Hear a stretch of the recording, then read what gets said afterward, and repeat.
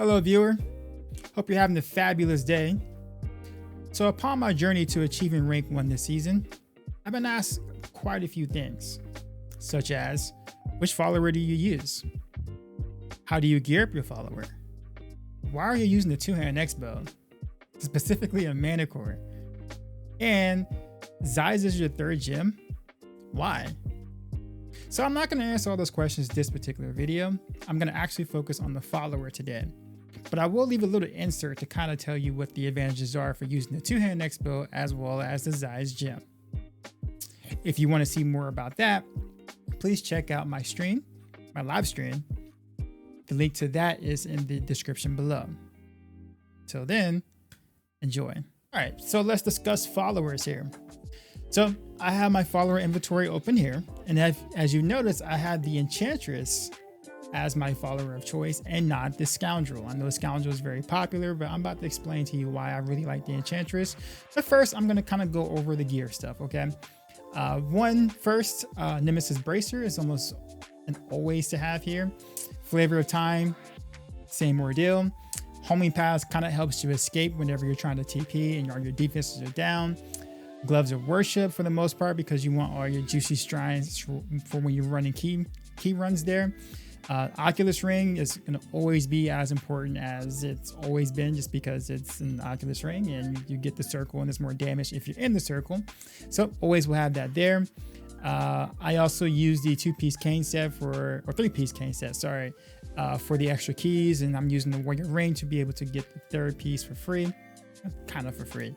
Okay, and one item that I don't see a lot of players really utilizing, regardless of what follower that they're using, is this item here, the Cord of Sherman. This here is literally just like so good because the 4 seconds that it creates a field, basically like a really big field for 4 seconds that blinds and slows enemies inside.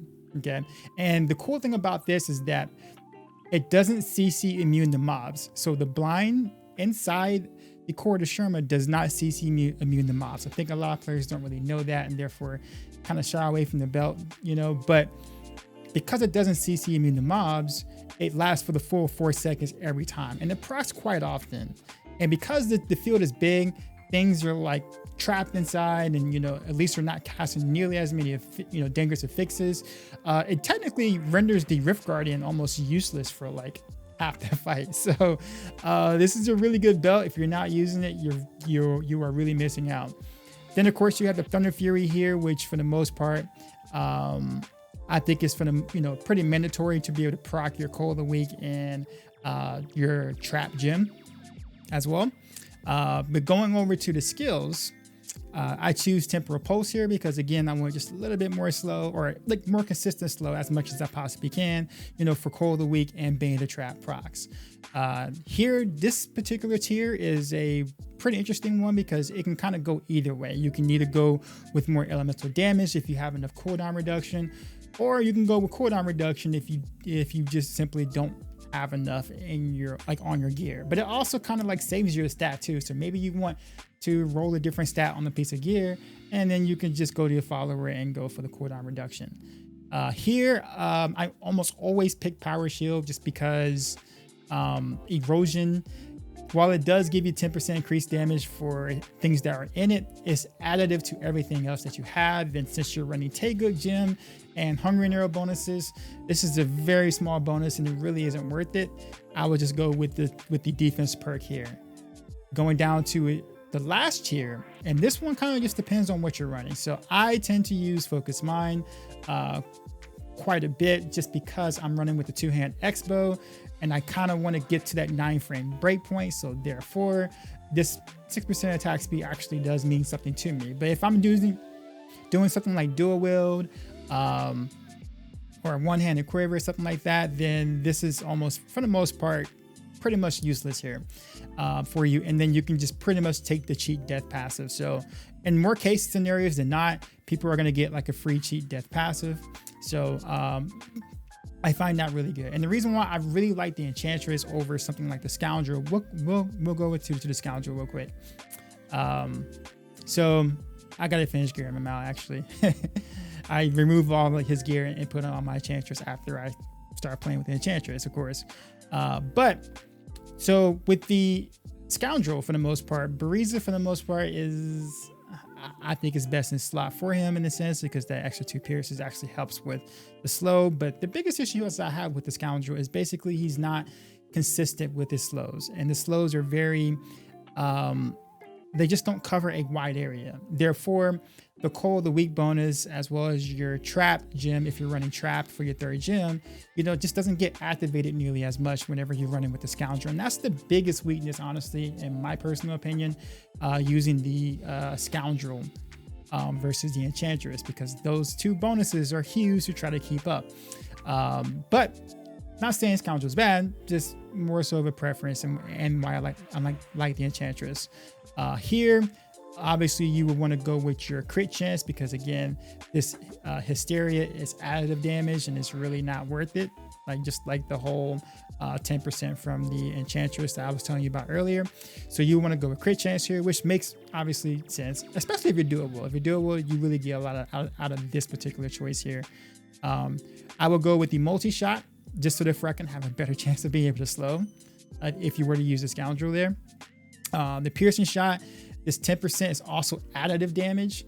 So it, again, just like with Hysteria, it's just more damage that gets watered down because you're using Takeook and Hungering Arrow. So this is really not a good skill to use here. And then this particular tier, the very last tier, is Night Veil. And this is his best skill by far. It's basically 4 seconds, 4 to 5 seconds for the most part. I think it's just 4 seconds on max. Yeah, it's 4 seconds. And it gives you basically a 100% crit chance while everything is in that circle. And while that is really good, it fights in the same tier as your cheat death passive. So this Night Veil is something that you're going to almost always want to take, because it's by far his best skill. But it's a choice that you kind of have to make between cheat death and this passive. And that's really hard for a lot of players to kind of have to, swallow in that sense, because the cheat death is obviously really good.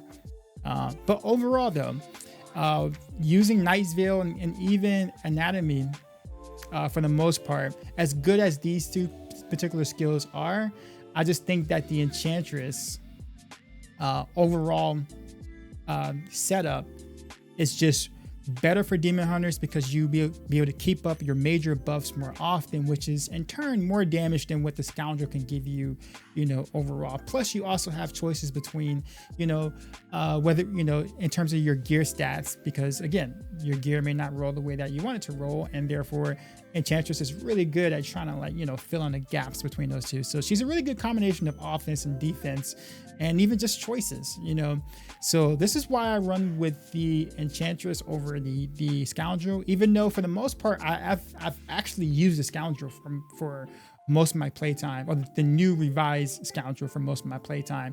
So I've only recently switched to the Enchantress, and I don't really see myself going back. I think the just the perks with her is just too good to not use as a Demon Hunter. So there you go. And that's that. You're at the end of the video. So hope you learned a little something here, whether that's about the follower or even just a little snippet of the insert that I left about the other topics. Let me know what more content you may want to see. Comment below. Thanks for watching. Until next time.